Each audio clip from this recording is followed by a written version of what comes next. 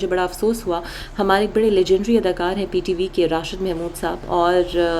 ان کی ایک ویڈیو سامنے آئی ہے جس کے اندر وہ یہ کہہ رہے ہیں کہ ان کا 45,000 روپے کا بل آیا ہے، اور انہوں نے بل کی تصویر بھی شیئر کی اور ارباب اختیار کو کھری کھری بھی سنا دی. انہوں نے کہا کہ ملک میں جہاں ایک طرف شدید گرمی کا راج ہے، وہیں لوڈ شیڈنگ کے ساتھ یہ جو بل آ رہے ہیں یہ قابل قبول نہیں ہے. اور انہوں نے کہا کہ میں پہلی ہارٹ اٹیک کا مریض ہوں، میں نے ساری زندگی اس ملک کی خدمت کی ہے انتہائی ایمانداری سے، اور اربوں روپے نہیں میں نے اکٹھا کیے، لیکن اب 45,000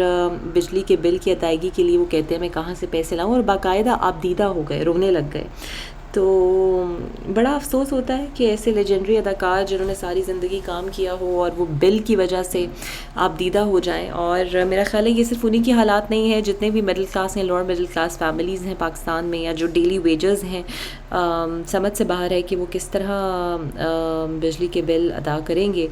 کیونکہ کافی زیادہ لوگ اس پر جو ہے وہ کمپلین کر رہے ہیں. میرا خیال ہے حکومت کو اس پر نظر ثانی کرنی چاہیے